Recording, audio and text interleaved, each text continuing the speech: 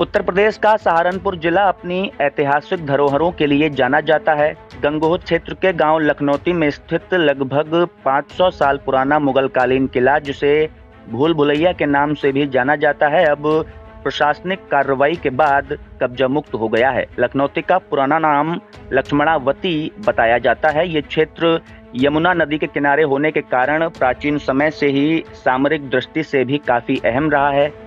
1526 में जब बाबर ने भारत पर आक्रमण किया था तो उसका पड़ाव यमुना पार करने के बाद सरसावा में पड़ा था।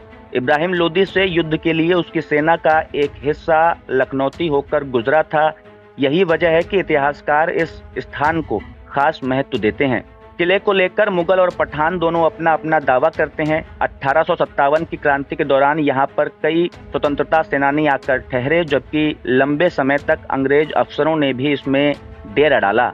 इस किले की बनावट में भूल भुलैया जैसी संरचना थी, जिसमें ऊपर जाने के लिए 4 सीढ़ीदार रास्ते बने थे। हालांकि अब ये क्षतिग्रस्त हो चुके हैं। ये किला करीब 1.772 हेक्टेयर भूमि में फैला हुआ है और राजस्व अभिलेखों में खसरा नंबर 174 आबादी किला के रूप में दर्ज है।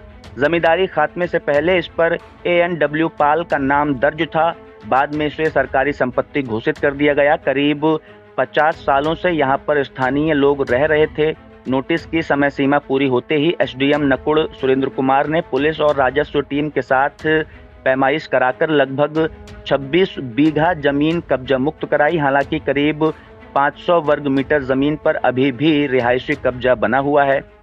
किले में रहने वाले फरजंद अली, शाह हसन, मोहम्मद कारिब, मोहम्मद सारिब और मोहम्मद कुमैल ने कार्रवाई के खिलाफ हाईकोर्ट का दरवाजा खटखटाया, लेकिन अभी तक उन्हें कोई राहत नहीं मिली है। इतिहासकारों का मानना है कि लखनौती किला न केवल मुगलकालीन स्थापत्य का उदाहरण है, बल्कि स्वतंत्रता संग्राम और ब्रिटिश हुकूमत दोनों का गवाह भी है। प्रशासनिक कब्जा हटने के बाद यदि पुरातत्व विभाग यहाँ पर उत्खनन और संरक्षण का काम करता है तो इतिहास की कई और परतें सामने आ सकती हैं।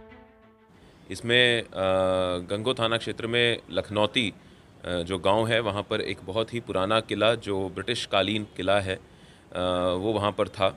लगभग 1.7 हेक्टेयर भूमि उसकी पूरी है और उसमें कुछ प्राचीन बिल्डिंग्स हैं, कुछ निर्माण हैं।